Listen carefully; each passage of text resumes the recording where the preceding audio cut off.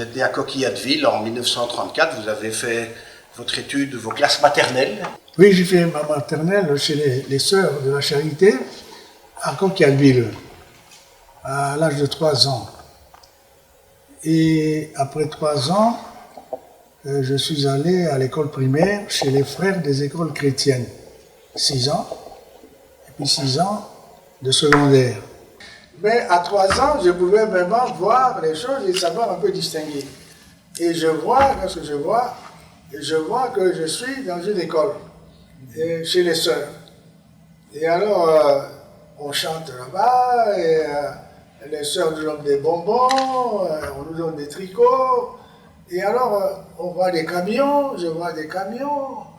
Je vois quand je vais avec mes parents en ville, je vois le fleuve et le long du fleuve il y a des magasins, des magasins et des magasins. Je vois des avenues et je vois aussi des bateaux à vapeur. Je fais l'école primaire, je vais à l'hôpital seul et c'est gratuit. On ne paye rien du tout. Et chez nous, à l'école, on ne demande pas de Minerval. Et on nous donne des ardoises et des couches.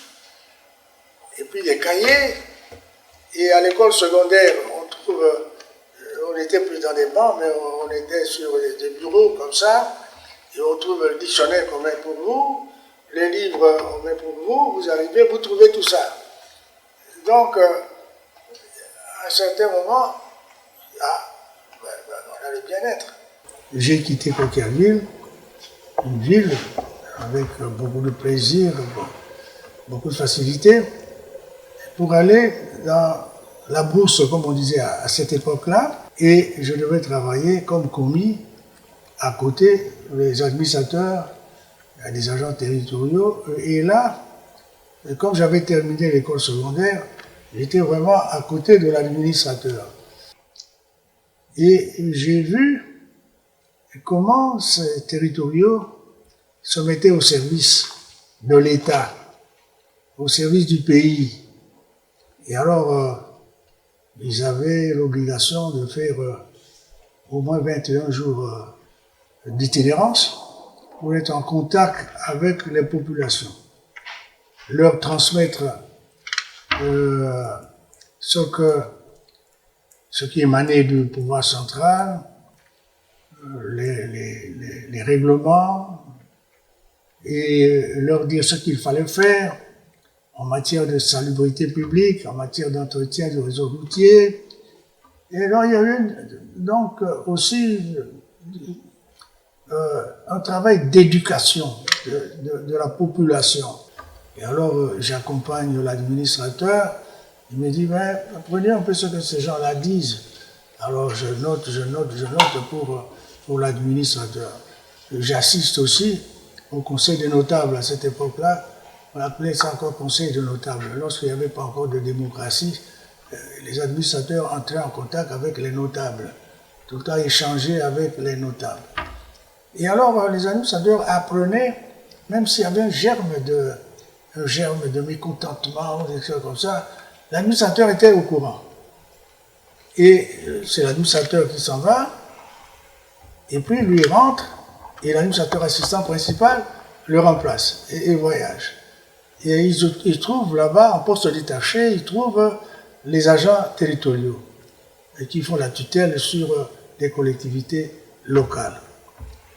Alors, j'ai été conditionné à partir de là, à côté de ces gens qui travaillaient vraiment pour l'intérêt général et qui se mettaient au service de la population, parce que les territoriaux étaient au service de la population et aussi devaient protéger les entreprises économiques. Et alors ça, c'était leur rôle.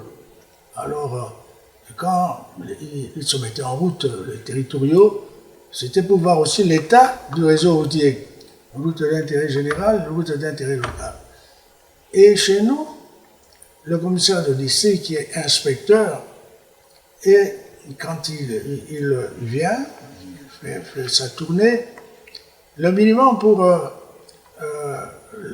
l'état de la route, c'est au moins 70 km à l'heure, au moins.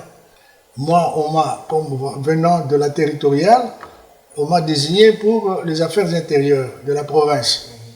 Et alors là, j'ai pu voir aussi tout ce que les administrateurs envoyaient comme rapport, comment on traitait ça. Et ça aussi, ça a été une autre initiation, parce que j'étais toujours à côté du directeur provincial, et je voyais comment on traitait ça, le bureau 1, le bureau 2, le bureau 3.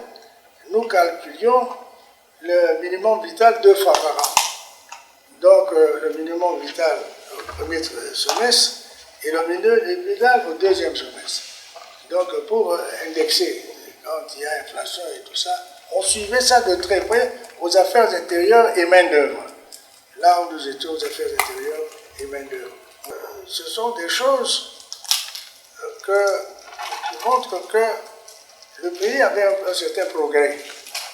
Le pays avait un certain progrès et je peux dire que par rapport à aujourd'hui, il y avait le bien-être. Pour nous, c'était le bien-être.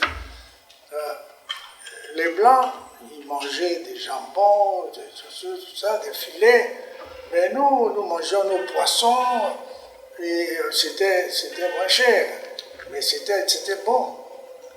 C'était bon, nos poissons, nos chikwang, tout ça, et le qu'on nous donnait suffisait pour notre alimentation. C'était bien calculé. Et alors, même quand nous étions des commis, le fonds d'avance est venu avec le plan décennal. Le plan décennal est allé, nous avions nos vélos, mais le donc, en ce qui concerne le bien-être, nous l'avions, mais ce problème d'être libre et de ne pas sentir esclave des étrangers, et puis voyant que dans le monde entier, il y a un mouvement planétaire contre la colonisation, pour la décolonisation, et alors nous cherchions à devenir libres, tout simplement. Même avec ce bien-être-là, ça ne suffisait pas. Il fallait que nous soyons libres.